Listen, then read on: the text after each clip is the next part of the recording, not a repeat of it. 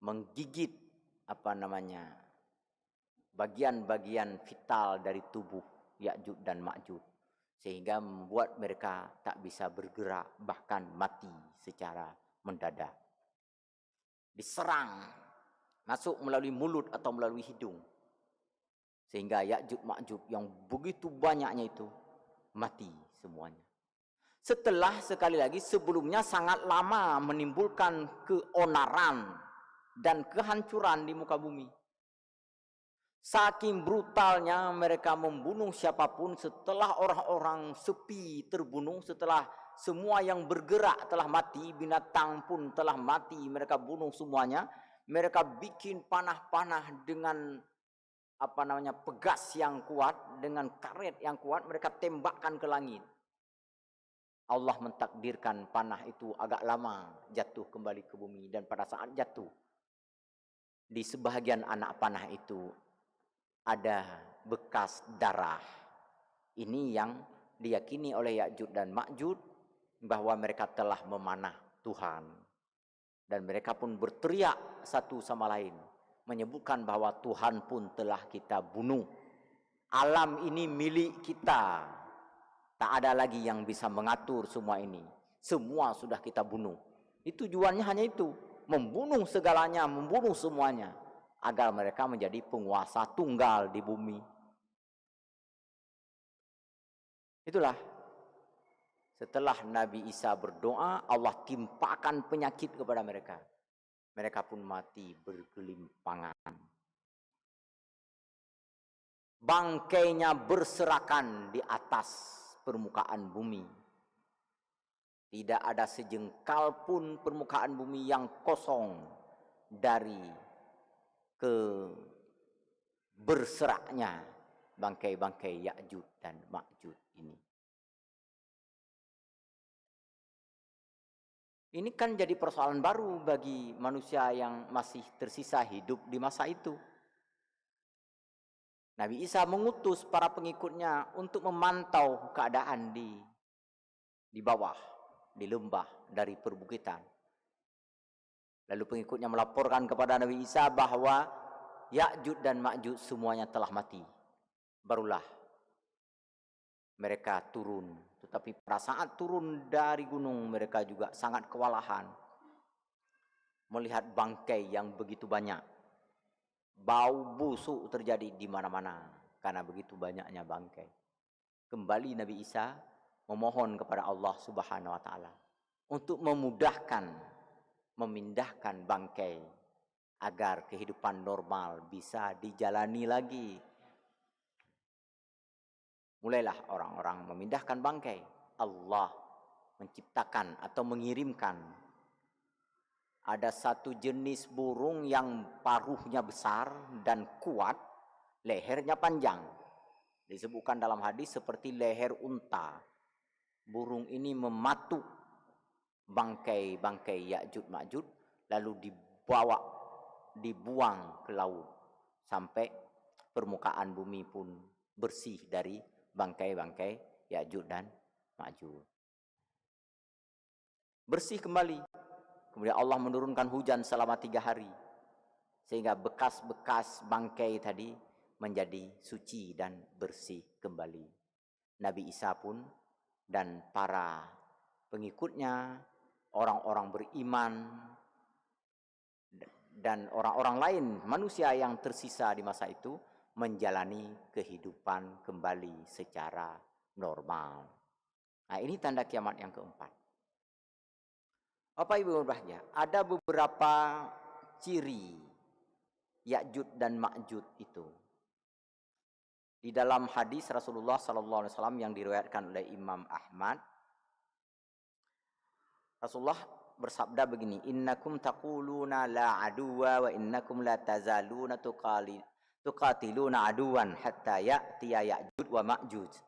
Iradul wujuh, sigharul uyun, syuhbu sya'ab, min kulli halbin yansilun, ka'anna wujuhahumul majanul mutraqah. Artinya kalian selalu mengatakan tidak ada musuh, padahal kalian selalu berhadapan dengan musuh sampai datang Ya'juj dan Ma'juj nanti. Sampai datangnya Ya'juj dan Ma'juj, kalian senantiasa bertemu atau berhadapan dengan musuh, kata Rasulullah. Yang Ya'juj Ma'juj itu ada ciri-cirinya, kata Rasulullah dalam hadis ini. Apa di antara ciri-cirinya? Mukanya lebar. Iradul wujuh, mukanya lebar. Bahasa Aceh mungkin tapam. Ini udah pernah kita sampaikan sebelum ini.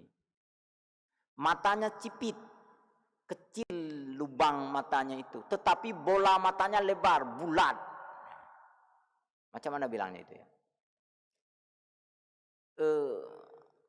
Bentuk matanya cipit, tetapi bola matanya itu nampak, begitu, nampak menonjol. Kemudian apa lagi? Rambutnya keribu, keriting, ikal, dan ada terlihat seakan-akan pada bagian tengah, pada bagian jambulnya itu ada agak berwarna keputihan atau pirang. Selebihnya hitam.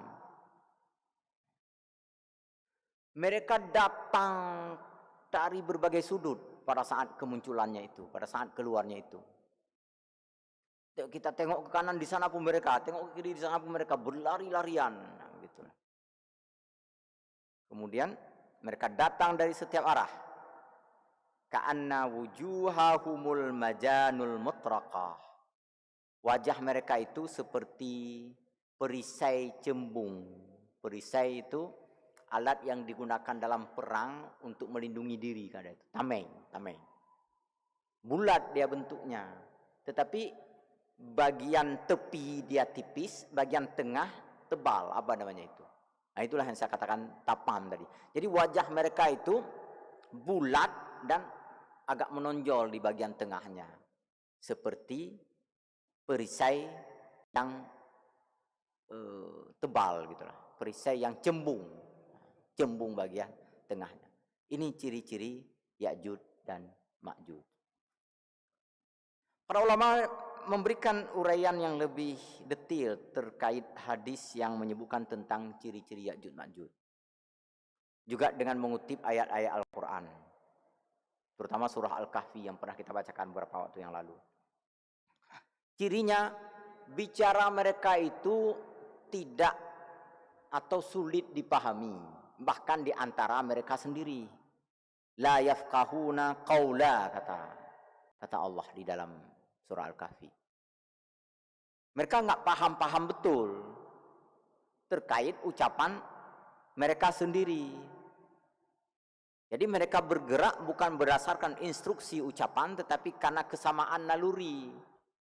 Maka ketika ketemu orang, begitu aja terus bunuh semuanya begitu. Orang yang seperti ini atau makhluk yang seperti ini memang sulit dikendalikan. Oh ya, pada pertemuan lalu setelah pengajiannya ada yang bertanya kepada saya. Di samping ada beberapa pertanyaan lain yang mungkin nanti akan kita bahas setelah membahas Ya'juj dan Ma'juj. Apa pertanyaan? Apakah mereka manusia? Iya, mereka manusia. Cuma manusia dengan keunikan tertentu yang tentu saja berbeda dengan manusia yang lain. Makanya kita coba identifikasi dulu ciri-cirinya yang dikutip dari beberapa karya para ulama. Yang pertama, bicara mereka itu tidak sempurna. Bahasanya itu bukan bahasa yang sempurna dapat dipahami secara sempurna antara satu sama lain. Itu yang disebut dengan la yafqahuna qawla. Kemudian rambut mereka gimbal, ikal, keriting. Kemudian ada bagian tengahnya itu berwarna agak pirang. Kemudian bermata sipit, sementara bola matanya nampak besar. Kemudian berdahi lebar, agak besar dahinya, dan berhidung pesek. Ini untuk membedakan, dan dulu pernah kita bahas ini, ada Al-Mahdi dengan ciri-cirinya, ada Dajjal dengan ciri-cirinya. Al-Mahdi itu hidungnya mancung. Kalau Ya'juj Ma'juj ini, makhluk Ya'juj Ma'juj ini hidungnya pesek. Kemudian wajah mereka ka'anna wujuhahumul majanul mutraqah tadi. Wajah mereka seperti tameng yang cembung, seperti perisai yang cembung. Kemudian mereka datang dari berbagai arah. brutal sekali. Muncul pertama sekali dari balik tembok yang dibangun oleh Iskandar Dzulkarnain, seperti kita baca dalam surah Al-Kahfi sebelumnya. Kemudian Ya'juj Ma'juj ini memiliki anak yang sangat banyak. Setiap satu Ya'juj Ma'juj ia melahirkan atau memiliki keturunan 1000, dan setelah itu mati. Ayahnya atau maknya itu mati setelah memiliki anak sebanyak 1000. Mereka melakukan perkawinan hanya dengan bangsa Ya'juj Ma'juj ini. Antara Ya'juj dengan Ma'juj katanya. Atau Ya'juj sesama Ya'juj. Mereka tidak menerima, tidak bisa bergaul, berinteraksi dengan bangsa-bangsa yang lain. Mereka eksklusif. Apalagi selama ini mereka memang terkunci, tersekap di tempat yang tersembunyi yang kita nggak tahu di mana tempatnya. Allahu a'lam. Tapi itu disebutkan di dalam ayat Al-Quran. Beberapa mufassir mencoba mereka-reka apakah di sekitar tembok Cina atau di bagian pegunungan Himalaya atau diapit oleh 2 bukit antara perbukitan, saya lupa namanya. Beberapa ulama mencoba mereka-reka itu, tetapi lagi-lagi karena ini rekaan, nah kita pun nggak usah terlalu panjang mereka-reka. Yang penting mereka ada dan mereka tersembunyi saat ini di sebuah tempat. Mereka beranak pinak di sana dan anaknya sangat banyak. Jumlah anaknya masing-masing dari Ya'juj Ma'juj itu adalah 1000. Setelah itu baru orang tuanya mati. Dan nanti menjelang hari kiamat mereka keluar dari tempat persembunyiannya. Setelah Allah mentakdirkan temboknya runtuh, setelah ribuan tahun mereka runtuhkan lalu runtuh, mereka keluar, dan dalam keluarnya itu mereka pergi ke sungai Tigris atau Tiberias, danau Tiberias, mereka minum airnya. Karena begitu banyaknya mereka, nanti ada Ya'juj Ma'juj yang terakhir itu mati kehausan karena air telah habis diminum oleh teman-teman sebelumnya, teman-teman dia sebelumnya. Nah, berapa banyaknya Ya'juj Ma'juj itu? Sampai air sungai pun kering diminum oleh Ya'juj Ma'juj. Artinya ada yang nggak kebagian air minum saat mereka keluar dari tempat persembunyiannya. Jadi selama dalam penyembunyian ini, dalam persembunyian ini, ya mereka memiliki keturunan dalam jumlah yang sangat banyak. Kemudian baik ketika mereka disekap, disembunyikan oleh Allah, maupun setelah keluar mati, mereka menjalani kehidupan yang brutal, yang liar. Mereka makan apapun, nampak ular pun diembat. Kala jengking pun dikunyahnya, begitulah. Apapun yang nampak mereka rebut, mereka makan. Begitu brutal dan rakusnya mereka. Juga disebutkan kotorannya berceceran di mana-mana gitu. Sambil makan kotoran keluar lagi, makan lagi keluar lagi. Begitu tidak berperadabannya Ya'juj dan Ma'juj ini. Kemudian yang terakhir, eksklusif mereka itu membunuh apapun dan siapapun yang berbeda penampilan dengan mereka. Nggak peduli mereka, siapapun dia mereka bunuh. Nggak ada landasan ataupun pemikiran, pertimbangan dari mereka. Ini mungkin bisa dimanfaatkan dalam, nggak ada yang seperti itu. Logika dan akal mereka tidak panjang. Jadi mereka bunuh, kalau nggak sanggup sendiri, ya mereka bunuh beramai-ramai. Dan kuatnya mereka itulah karena jumlah yang sangat ramai itu. Ketika satu orang, misalnya ketika satu Ya'juj Ma'juj membunuh satu makhluk misalnya yang besar, yang kuat, maka segera datang lagi yang lain ikut beramai-ramai membunuhnya. Maka tak ada binatang buas, singa, macan, gajah, ular yang tak mati ketika berhadapan dengan Ya'juj dan Ma'juj. Walaupun Ya'juj Ma'juj nanti ada juga sebagian yang mati. Entah mati dipatuk ular, entah mati diterkam singa atau harimau, diinjak gajah dan sebagainya. Tetapi mereka nggak takut.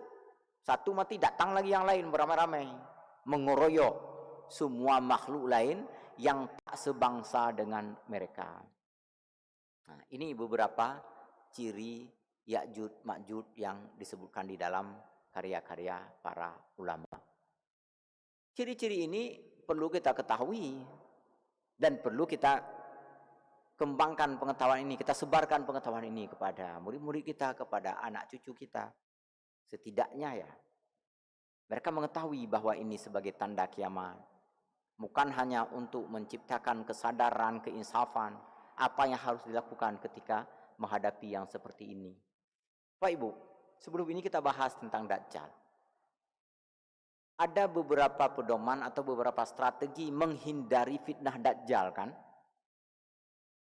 Dianjurkan membaca surah Al-Kahfi, dianjurkan membaca doa Allahumma inni a'udzubika min adabi jahannam wa min adabil qabri wa min fitnatil masihid dajjal. Apalagi? Ya. Membaca 10 ayat surah Al-Kahfi, memperkuat iman, kemudian memperbanyak pengetahuan, terutama pengetahuan tentang akidah. Walaupun Dajjal itu menciptakan pesona membuat sihir, memutarbalikkan fakta, jangan terpengaruh. Menghadapi Ya'juj Ma'juj ini nggak ada strategi ya, inilah dia. Tak ada doa yang khusus yang diajarkan oleh Rasulullah untuk memohon perlindungan dari kebrutalan Ya'juj dan Ma'juj. Sedangkan Dajjal itu ada diajarkan, karena yang diserang oleh Dajjal sesungguhnya adalah i'tikad kita,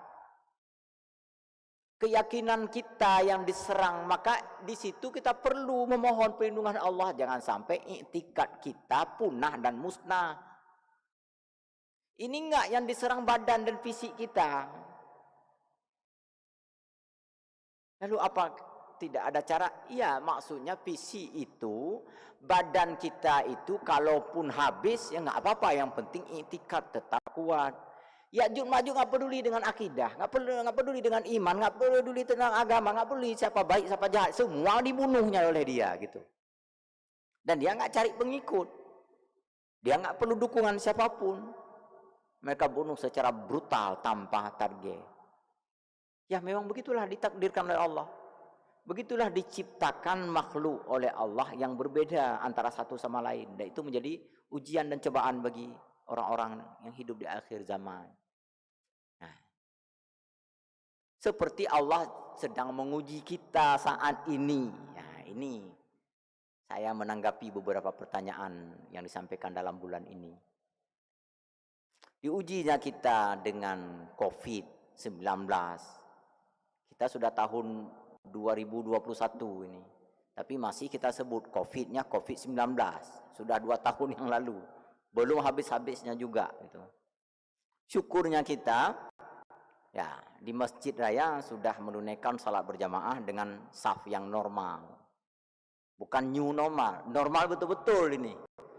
Jadi Bapak Ibu yang selama ini pernah bilang-bilang ke saya, ngomong ke saya, hang ujak li Masjid Raya karena safnya jarang, nyobek lu tak alasan li.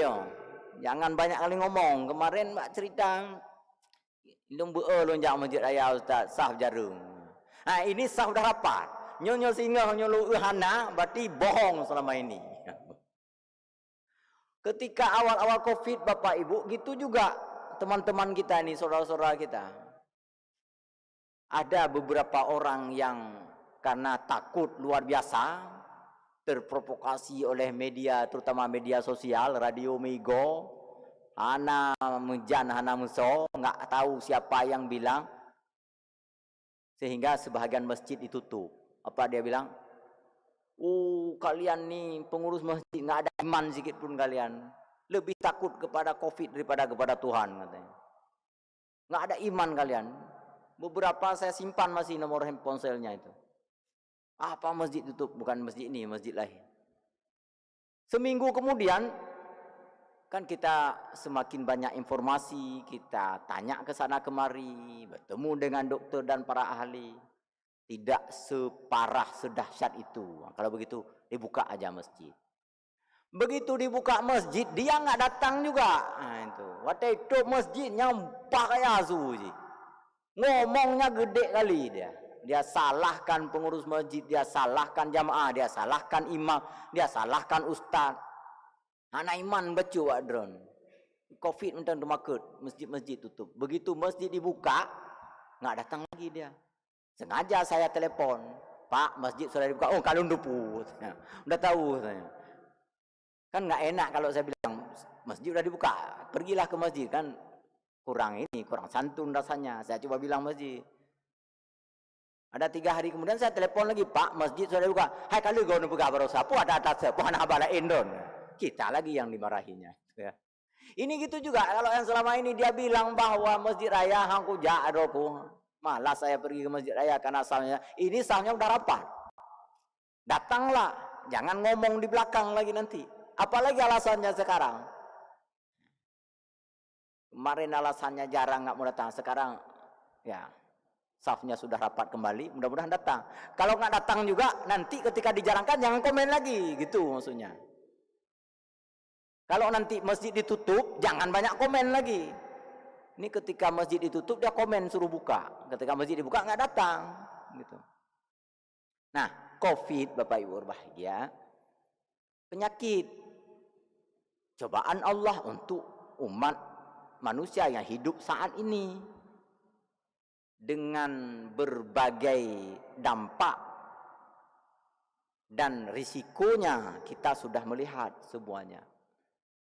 Dengan kemampuan kita mencermati, mendapatkan informasi, katanya ada yang meninggal, ada yang sakit, ada yang sehat walafiat, biasa-biasa saja. Kadang-kadang untuk orang itu rugi juga jaga jarak.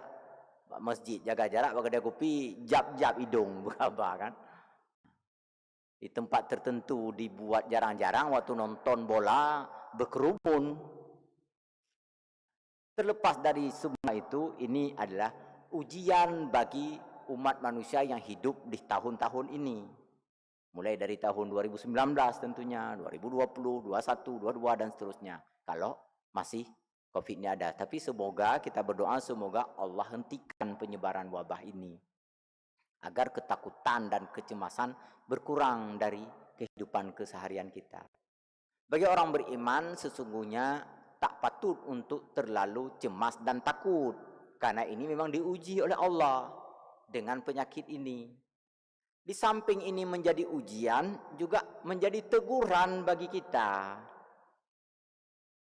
Ada yang tak patuh dalam hal ini. Banyak di antara umat manusia tak mematuhi. Apa yang tak dipatuhi? Perintah Rasulullah misalnya. Idza sami'tum bi'ainin fi ardin fala tadkhuluha wa idza antum fiha fala takhruju minha.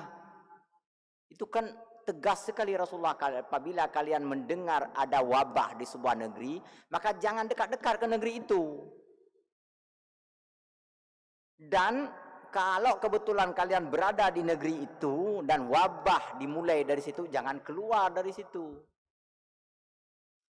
Disebut-sebut bahwa wabah COVID ini dimulai di Wuhan. Pada saat wabah ini ditemukan, orang dari berbagai negeri nggak henti-hentinya pergi ke Wuhan, kan? Pergi ke Cina. Nah, so salah dia nggak patuh kepada Rasulullah. Ada yang bilang, tapi dia orang kafir, Ustaz, memang nggak patuh. Itulah, kafir juga salah. Jangan nanti mentang-mentang kafir nggak boleh disalahkan. Hai Cina, nya Ustaz keputus salah. Dak Cina salah sih, begitulah kira-kira.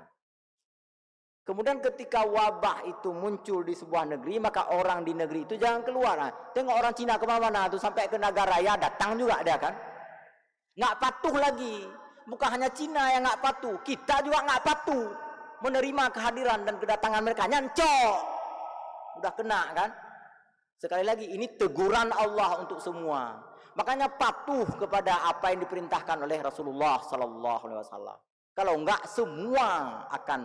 Kalau nggak patuh semua akan menerima akibat dari ketidakpatuhan segelintir orang itu. Bapak Ibu berbahagia, ada lagi pertanyaan sebenarnya belum sempat kita tanggapi, waktu sudah berakhir sampai di sini. Insya Allah pekan depan kita coba memberikan respon dan jawaban atas pertanyaan-pertanyaan disampaikan oleh para jamaah sepanjang bulan ini, sebelum kita lanjutkan dengan tanda kiamat yang kelima. Lebih kurang saya mohon maaf. Wassalamualaikum warahmatullahi wabarakatuh.